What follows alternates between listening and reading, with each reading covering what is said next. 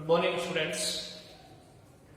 हमने last class में मध्यवर्ती कार्ब आयन के बारे में जानकारी प्राप्त करना शुरू किया था और कार्ब आयन के बारे में मैंने आपको ये बताया कि कार्ब आयन एक त्रिसंयोजी स्पीशीज है जिसके अंदर कार्बन परमाणु में ऋणावेश होता है और इसके संयोजी कोष में 8 इलेक्ट्रॉन होते हैं।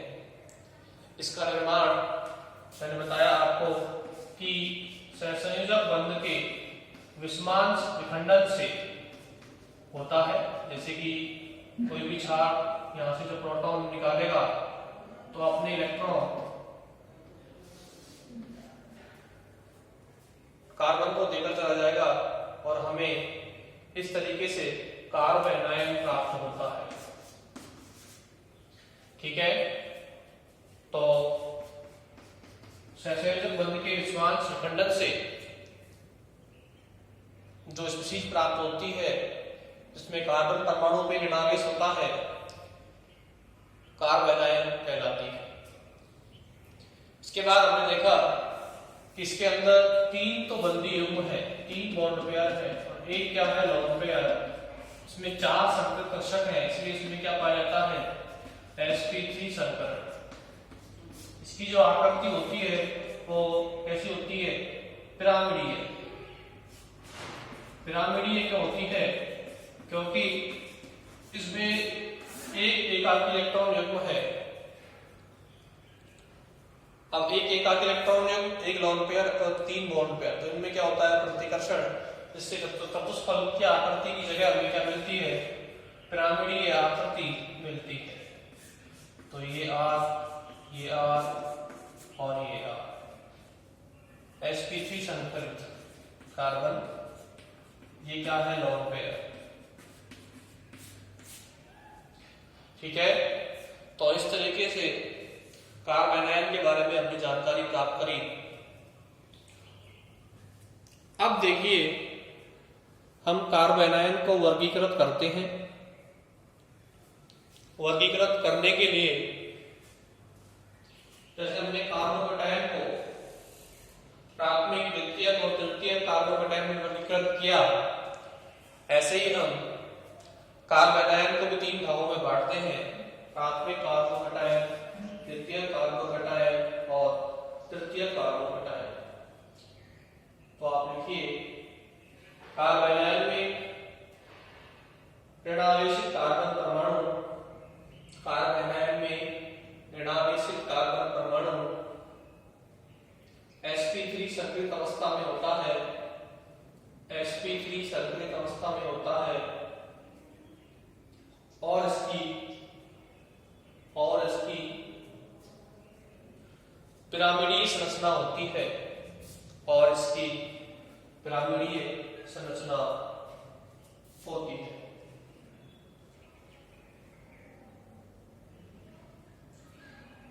देखिए कार्ब आयन भी 3 प्रकार के होते हैं, प्राथमिक, द्वितीयक और तृतीयक। यदि ऋणावेश प्राथमिक कार्बन पे है तो प्राथमिक कार्ब आयन, द्वितीयक पे है तो द्वितीयक कार्ब आयन। तो ये कितने प्रकार के होते हैं, 3 प्रकार के। ठीक है, कौन कौन से, प्राथमिक या 1 डिग्री कार्ब आयन, द्वितीयक carb ion, 2 degree carb ion और लास्ट में आएगा तृतीयक कार्ब आयन।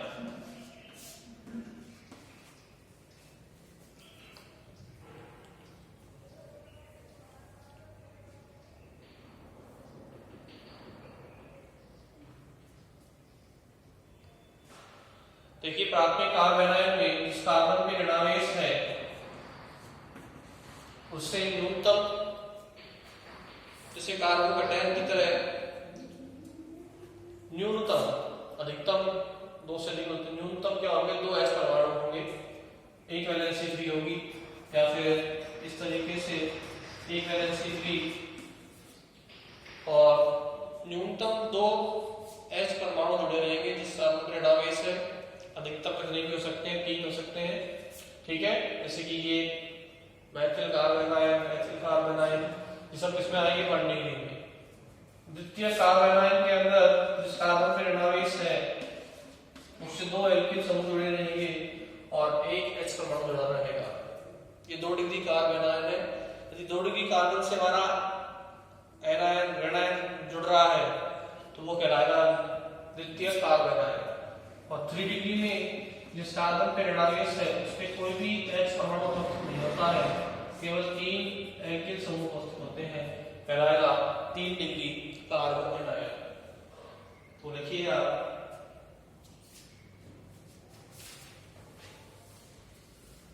कार्बन आयन भी 3 प्रकार के होते हैं। कार्बन आयन भी 3 प्रकार के होते हैं। यदि प्राथमिक, द्वितीयक और तृतीयक, प्राथमिक, द्वितीयक और तृतीयक। अब देखिए ये क्या है, प्राथमिक, द्वितीयक और तृतीयक कार्बन आयन है। बना लीजिए प्राथमिक कार्बन आयन के एग्जाम्पल ये होंगे, द्वितीयक के ये, तृतीयक के। अब देखिए अगर हम इनके स्थायित्व के बारे में देखें तो कार्बन आयन का जो स्थायित्व होता है वो कार्बोकैटायन के जस्ट विपरीत होता है। कारण क्या है, कार्बन आयन के स्थायित्व का कार्बोकैटायन के विपरीत होगा कि वहां तो क्या होता है, कार्बन का धनावेश, तो धनावेश मतलब इलेक्ट्रॉन की कमी होती है, उसका अष्टक अपूर्ण होता है, तो उससे जितने ज्यादा इलेक्ट्रॉन देने वाले जुड़ेंगे कार्बोकैटायन से उसकी स्थायित्व बढ़ेगा। लेकिन कार्बन आयन में क्या होता है, कार्बन पे आवेश ज्यादा है, इलेक्ट्रॉन घनत्व ज्यादा है, तो इससे जितने ज्यादा इलेक्ट्रॉन खींचने वाले इलेक्ट्रॉन आकर्षी समूह जुड़ेंगे, माइनस आयन प्रभाव वाले समूह जुड़ेंगे, इसका स्थायित्व उतना ही क्या होगा, ज्यादा होगा। और जितने ज्यादा कौन जुड़ेंगे, इलेक्ट्रॉन देने वाले समूह, प्लस आयन प्रभाव वाले समूह, इसका स्थायित्व उतना ही क्या होगा, कम होगा। हमें ये देखना है हमेशा कार्बन पे घनत्व ज्यादा है या कम है। ज्यादा किसमें होता है, कार्बन आयन में, कम किसमें होता है, कार्बोकैटायन। तो कार्बोकैटायन का स्थायित्व तो बढ़ाते हैं प्लस आयन प्रभाव वाले समूह, जबकि कार्बन आयन का स्थायित्व बढ़ाते हैं माइनस आयन प्रभाव वाले इलेक्ट्रॉन आकर्षी समूह, क्योंकि कार्बन आयन में कार्बन पर इलेक्ट्रॉन घनत्व बहुत ज्यादा होता है। जब तक वो घनत्व कम नहीं होगा तब तक वो स्थायित्व प्राप्त नहीं कर पाएगा। ठीक है, तो आगे लिखेंगे अगला टॉपिक, कार्बन आयन का स्थायित्व।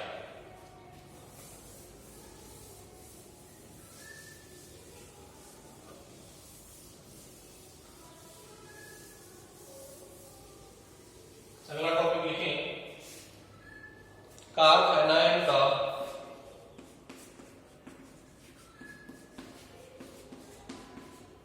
स्थायित्व।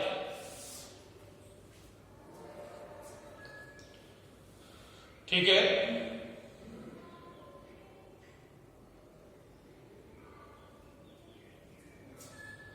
देखिए कार्बन आयन का स्थायित्व जो होता है, कार्बन आयन के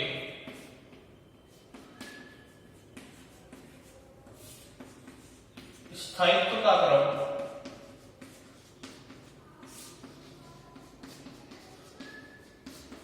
कार्बोकैटायन के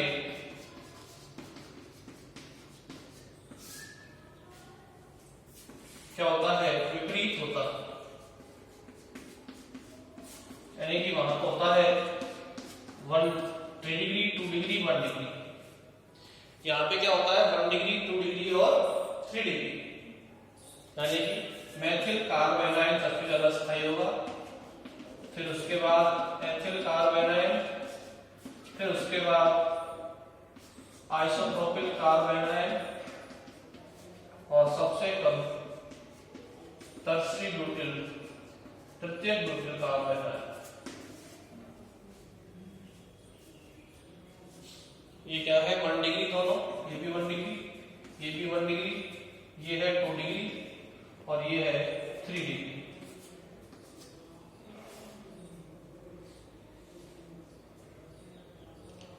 ठीक है, तो 1 डिग्री जब इनका स्थायित्व का क्रम कार्बोकैटायन के विपरीत होता है तो कार्बोकैटायन में 3 डिग्री कार्बोकैटायन सबसे स्थायी होता है। तो यहाँ पे क्या होगा जस्ट उल्टा, यानी यहाँ पे कौन सा होगा 1 डिग्री सबसे ज्यादा स्थायी, उसके बाद 2 डिग्री और फिर 3 डिग्री। जितने ज्यादा कौन जुड़ेंगे, इलेक्ट्रॉन आकर्षी समूह जुड़ेंगे, कार्बोनाइन का स्थायित्व बढ़ेगा, क्योंकि कार्बन पर वैसे ही इलेक्ट्रॉन बहुत ज्यादा है। जितने ज्यादा इलेक्ट्रॉन आकर्षी समूह जुड़ेंगे इसके स्थायित्व में उतनी ज्यादा वृद्धि होगी।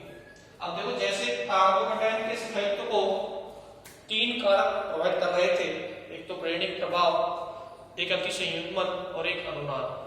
एस सेम यहाँ पर भी कार्बोनाइन के स्थायित्व को भी निम्न कारक प्रभावित करते हैं। तो लिखिए आप पहले ये क्रम लिखिए कार्बोनाइन के स्थायित्व का।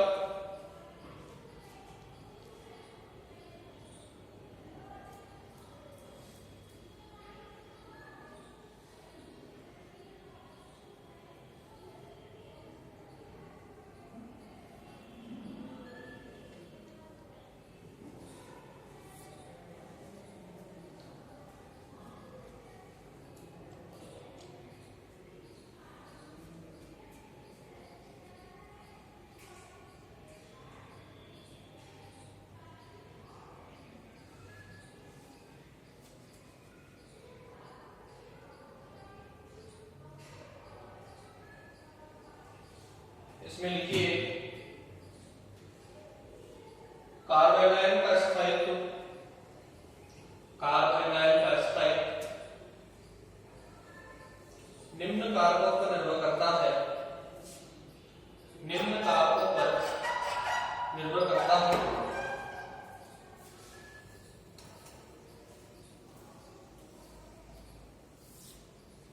नंबर 1 पे लिखिए प्रेरणिक प्रभाव। नंबर 1 पे कौन सा लिखेंगे, प्रेरणिक प्रभाव।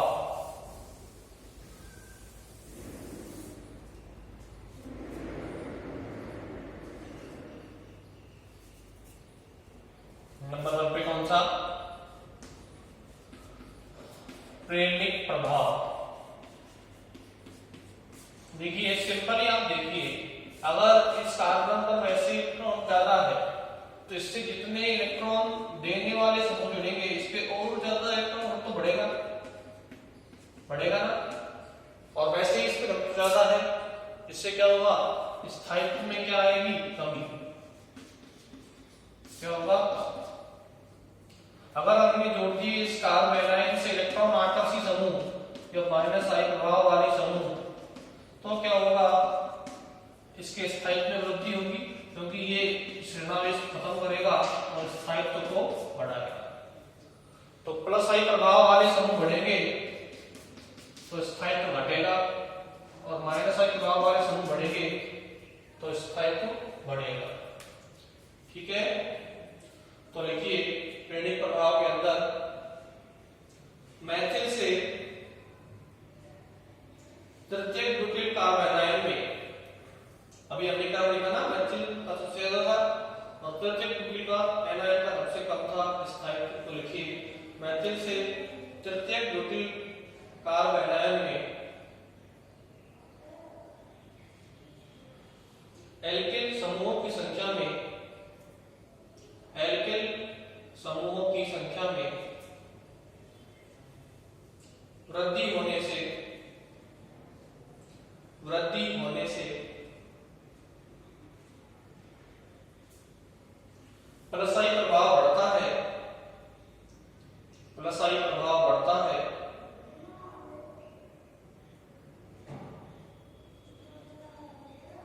ये एल्किल समूह, ये एल्किल समूह ऋणावेशित कार्बन परमाणु पर, ऋणावेशित कार्बन परमाणु पर इलेक्ट्रॉन घनत्व बढ़ा देते हैं, इलेक्ट्रॉन घनत्व बढ़ा देता है, जिससे उसका स्थायित्व, जिससे उसका स्थायित्व घट जाता है, जिससे उसका स्थायित्व घट जाता है।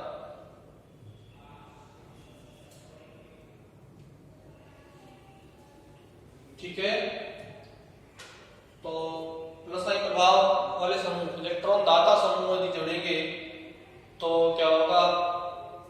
तो पहले से ज्यादा है और ज्यादा हो जाएगा, इससे क्या होगा, स्थायित्व में कमी आएगी। ठीक है, और यदि माइनस साइन बराबर वाले समूह जोड़ देंगे तो इस घनत्व कम हो जाएगा और स्थायित्व में क्या होगी, वृद्धि होगी। इसलिए देखो, तभी तो देखो हमारा मेथिल कार्बोनाइन सबसे ज्यादा स्थायी था, क्योंकि मेथिल कार्बोनाइन में ये तो मेथिल कार्बोनाइन होगा, इसमें केवल एक प्लस वाला समूह जुड़ रहा है। आइसोप्रोपिल कार्बोनाइन में दो एल्किल समूह जुड़ रहे हैं प्लस प्रभाव वाले। तो जितने ज्यादा एल्किल समूह जुड़ेंगे उतना कम स्थायित्व होगा, जबकि तृतीय ब्यूटिल कार्बोनाइन में तीन समूह जुड़ रहे हैं प्लस प्रभाव वाले। तो जितना ज्यादा प्लस प्रभाव वाले समूह जुड़ेंगे स्थायित्व उतना ही कम होगा। ठीक है, तो यहां सिंपल सी बात कि एल्किल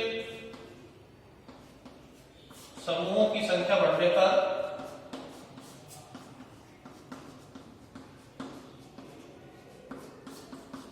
क्या होगा, स्थायित्व में कमी आएगी, स्थायित्व घटेगा।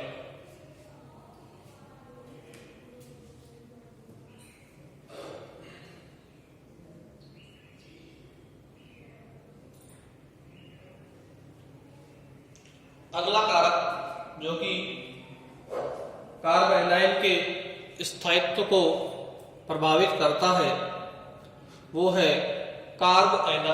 अनुनाद। ऋणात्मक प्रभाव के बाद दूसरा कारक जो है वो है अनुनाद।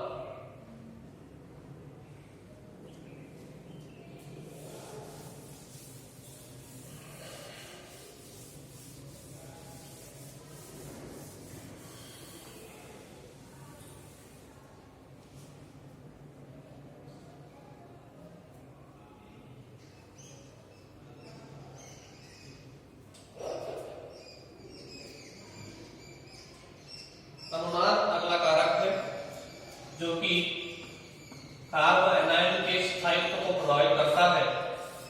देखिए, अनुनाद बढ़ता है तो क्या होगा, ऋणावेश का विस्थानीकरण बढ़ेगा।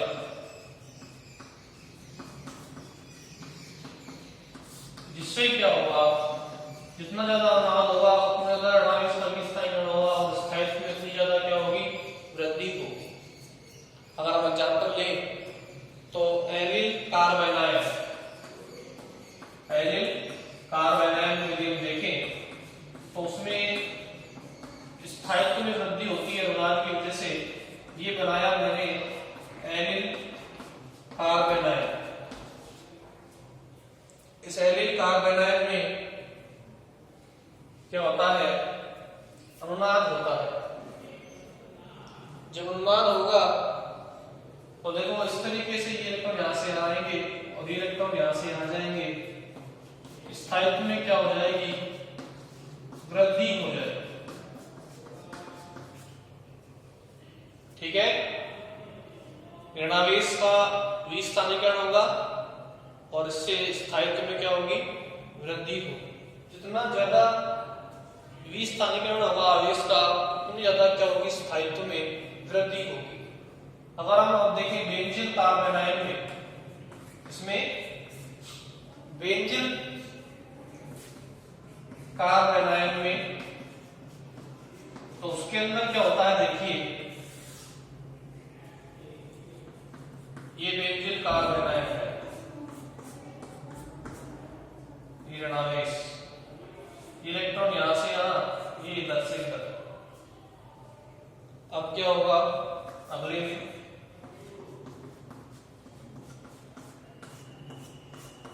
यहां ऋणावेश, ये डबल, अगले में इलेक्ट्रॉन यहां से यहां, ये यहां से यहां।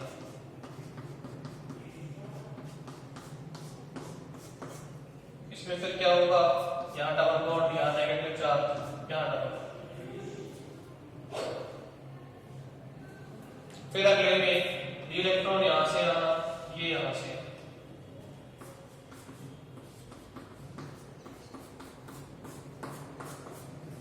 लगातार क्या हो रहा है, ऋणावेश का विस्थानीकरण हो रहा है इससे क्या होगा, विस्थानीकरण होने से स्थायित्व में क्या होगी, वृद्धि होगी। ठीक है, तो देखो एल्किल कार्बन आयन से ज्यादा अनुनाद इसमें हो रहा है, बेंजीन कार्बन आयन में हो रहा है। जिसमें ज्यादा अनुनाद होगा वो ज्यादा स्थायी होगा, जिसमें कम अनुनाद होगा वो कम स्थायी होगा। तो एल्किल कार्बन आयन की तुलना में बेंजीन कार्बन आयन में ऋणावेश का स्थानीकरण ज्यादा होता है, उसमें ज्यादा क्या बनती है, अनुनादी संरचनाएं बनती हैं, अतः उसका स्थायित्व इसकी तुलना में ज्यादा होता है। तो देखिए एल्किल एवं बेंजीन, एल्किल एवं बेंजीन कार्बन आयन के स्थायित्व को, एल्किल एवं बेंजीन कार्बन आयन के स्थायित्व को अनुनाद द्वारा समझा सकते हैं, अनुनाद द्वारा समझा सकते हैं।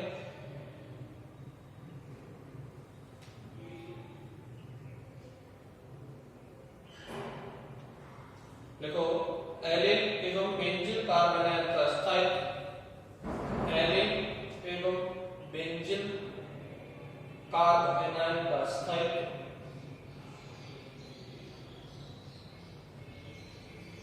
एल्किल कार्बन आयन की अपेक्षा, एल्किल कार्बन आयन की अपेक्षा यानी कि 1 डिग्री 2 डिग्री या 3 डिग्री, एल्किल कार्बन आयन की अपेक्षा अधिक होता है।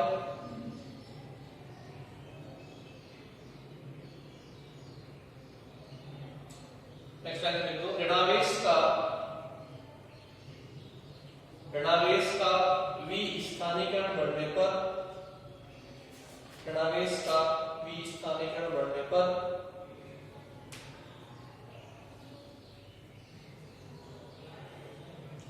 स्थायित्व में वृद्धि होती है, स्थायित्व में क्या होती है, वृद्धि होती है। देखिए अगर हम विभिन्न कार्बन आयनों का स्थायित्व देखें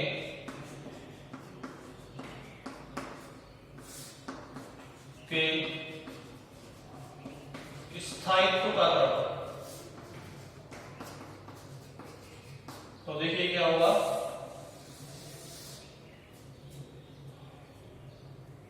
सबसे ज्यादा बेंजीन कार्बन आयन,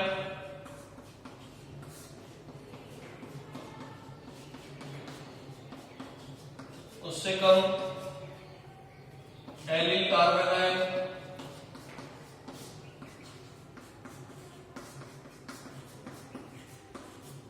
और सबसे कम एल्किल कार्बन आयन।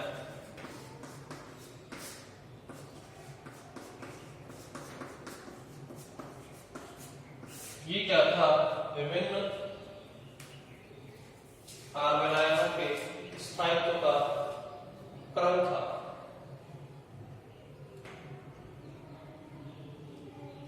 देखिए प्रतिशत एस लक्षण बढ़ने पर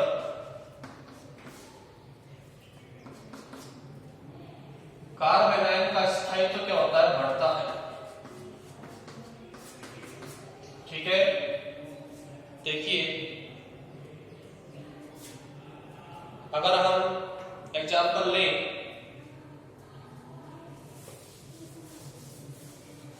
sp3 संकरित, sp2 संकरित और sp संकरित कार्बन आयन का, तो देखिए CH3 माइनस, ये कैसा है, sp3 संकरित है, CH2 double bond CH minus, ये एल्कीन, ये कैसा संकरित है, इसमें कार्बन, ये वाला कार्बन क्या संकरित है, sp2 संकरित है, और ये एल्काइन, इसके अंदर ये कार्बन जो है वो sp संकरित है। ठीक है, तो ये तो एग्जांपल हो गए, ये इनमें संकरण हो गया। अब प्रतिशत एस लक्षण, देखो आपको पता है sp3 में एस कितने होते हैं, 25%। sp2 में कितने होते हैं 33% के लगभग 33%। इसमें कितने होते हैं 50%। मैंने आपको बताया प्रतिशत s लक्षण बढ़ते हैं तो स्थायित्व बढ़ता है। सबसे ज्यादा इसमें है इस एल्काइन में sp संकरण होता है एल्काइन के अंदर, उससे कम किसमें है इस एल्कीन के अंदर है। इसमें कैसा होता है कार्बन sp2 संयुक्त होता है। सबसे कम किसमें है इस एल्कीन के अंदर है, तो सबसे ज्यादा स्थायी होगा हमारा ये एल्काइन, फिर एल्कीन और फिर ये एल्कीन का कार्बन है। तो देखिए प्रतिशत s लक्षण बढ़ने से प्रतिशत s लक्षण बढ़ने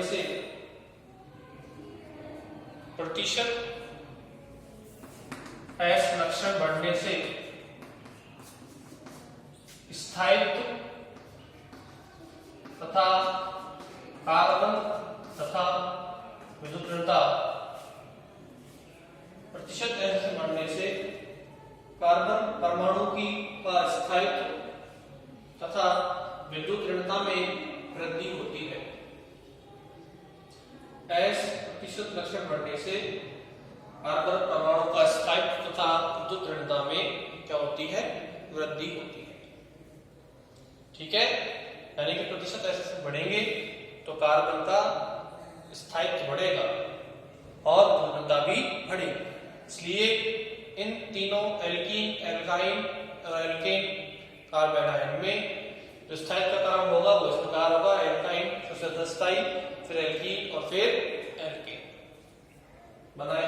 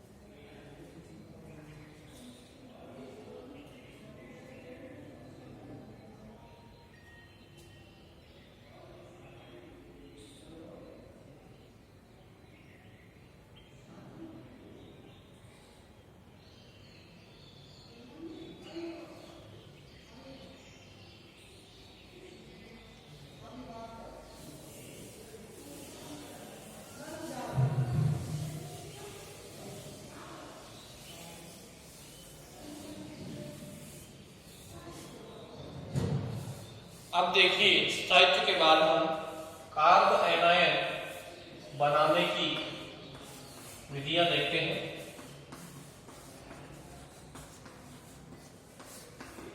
कैसे कैसे हम कार्ब एनायन को बनाते हैं रिएक्शन के अंदर। देखो, यदि किसी कार्बन हाइड्रोजन बंध से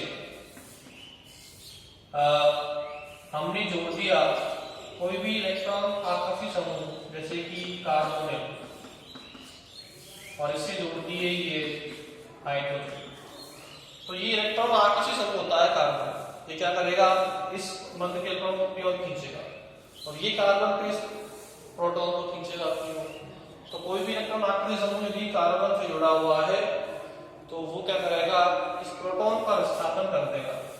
तो ये इलेक्ट्रॉन अब देखो कोई भी क्षार जब इससे क्रिया करेगा इस कार्बोनिल यौगिक से तो वो क्या करेगा ये अम्लीय प्रोटॉन है इसको अपनी ओर खींच लेगा, जिससे क्या होगा ये इलेक्ट्रॉन आ जाएंगे इस कार्बन की ओर आ जाएंगे। ये प्रोटॉन अम्लीय है। अम्लीय क्यों है? क्योंकि इनसे ये इलेक्ट्रॉन आकर्षित समूह कार्बोनिल समूह जुड़ रहा है। तो NO2 समूह, साइनाइड समूह, कार्बोनिल समूह, ये सभी कैसे समूह है इलेक्ट्रॉन आकर्षित समूह है, माइनस आई प्रभाव वाले समूह है।